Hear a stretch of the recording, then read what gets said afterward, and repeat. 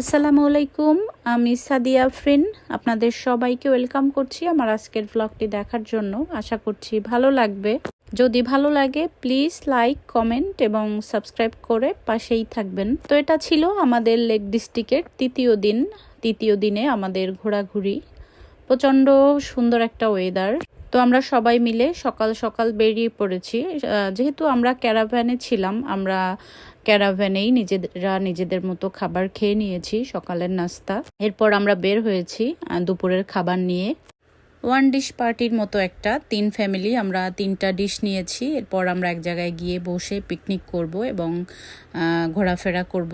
তো আমরা যাচ্ছিলাম রাইডালের দিকে। এখানে একটা ক্যাসেল আছে, ওইটা দেখার ইচ্ছা ছিল, কিন্তু দুর্ভাগ্যবশত কারণে ওখানে পার্কিং পাচ্ছিলাম না। বারবার ঘুরেও পার্কিং না পেয়ে এরপর আমরা চলে এসেছিলাম একটা লেকের পাড়ে। এটা হচ্ছে রাইডালে।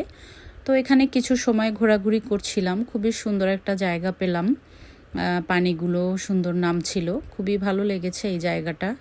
তো আমরা এখানে কিছু সময় ঘোরাফেরা করে দেখে সব কিছু এরপর আমরা চলে যাচ্ছিলাম একটা বিচের দিকে। তো যেহেতু লেক ডিস্ট্রিক্টে ওরকম বড় কোনো সি বিচ নেই, আমরা সার্চ দিয়ে দেখছিলাম, ছোট ছোট কিছু পেয়েছিলাম। তো কাছাকাছি একটা ছিল আনসাইড বিচ, তো ওখানে আমরা যাচ্ছিলাম। ওখানে গিয়ে আমরা পিকনিক করব। তো যেহেতু খাবার আমরা নিয়ে এসেছি আমাদের গাড়িতে, তো এখানে গিয়েই খাওয়া দাওয়া করব এবং ঘোরাফেরা করব। আর আসলে গাড়িতে যত সময় চলছিলাম আশেপাশে সব কিছুই দেখার মতো ছিল। এমন না যে গাড়িতে বসে আমাদের বোরিং লেগেছে বা কিছু, সব কিছুই দেখছিলাম। এত সুন্দর, যেহেতু এটা কান্ট্রি সাইড, এই জন্য সব কিছুই আসলে গ্রামে যেরকম থাকে ওরকম ভালোই লেগেছে।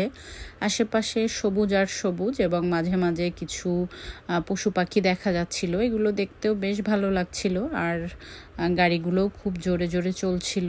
আমরা যখন গিয়েছিলাম লেক ডিস্ট্রিক্টে তখন আমরা কেন্ডালে ছিলাম। আমি যখন ভয়েস দিচ্ছিলাম তখন আমরা অলরেডি চলে এসেছি লন্ডনে।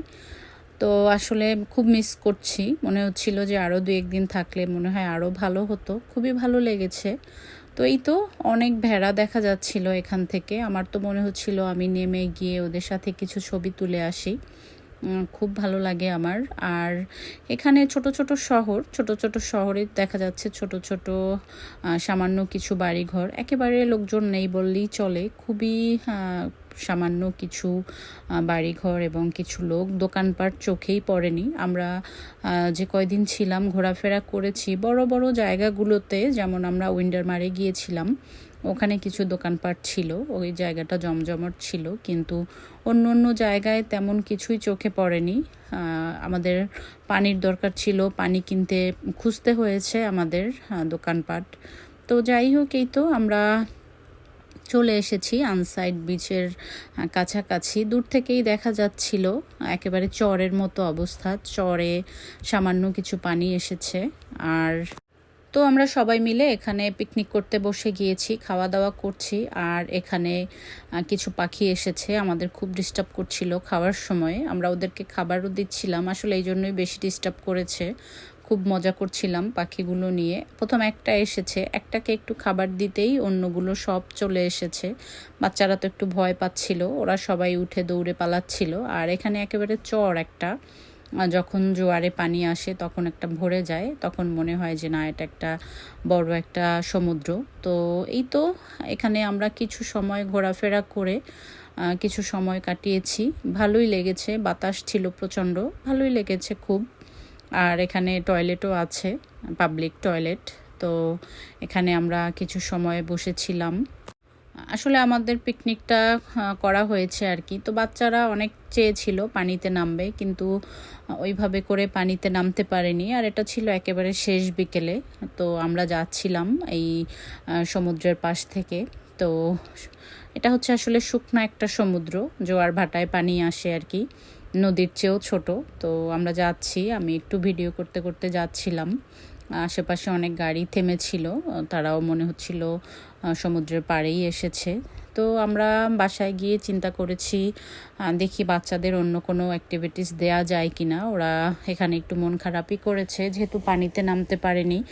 বাচ্চাদের তো আসলে বাইরে আসলে একটু খেলাধুলা বা সমুদ্রের পাড়ে আসলে একটু পানিতে নামা এগুলোই ওদের ভালো লাগে। তো যাই হোক, এই তো আমরা যাচ্ছি আবার সেই সুন্দর রাস্তাগুলো আসলেই খুবই সুন্দর। আশেপাশে সবুজ আর সবুজ, কোনো বাড়িঘর নেই, জঙ্গল, গাছপালা, দেখতে ভালোই লাগে।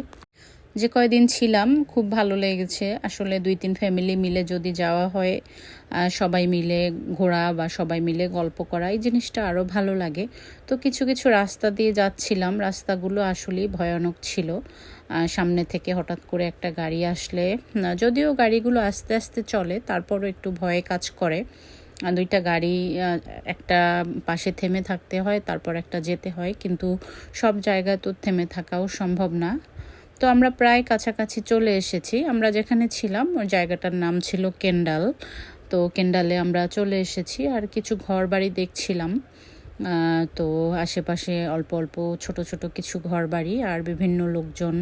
এখানে আসলে মানুষ বিভিন্ন ধরনের অ্যাক্টিভিটি করে। সাইকেল চালিয়ে যাচ্ছিল, তো আমাদের সাইকেলের জন্য আমরা যেতেও পারছিলাম না, এতটা ছোট বা এতটা সরু একটা রাস্তা। রাস্তার দুই পাশে এভাবে গাছগুলো লাগানো, আশেপাশে কি আছে কি নেই কিছুই দেখা যায় না। তো যাই হোক, অবশেষে আমরা চলে এসেছি আমাদের লজে। এসে বাচ্চাদের জন্য আমরা হট বাথ রেডি করছিলাম।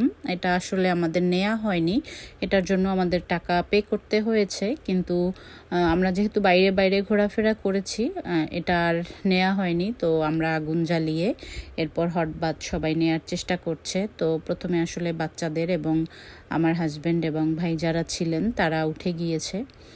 খুব মজা করেছে আসলে।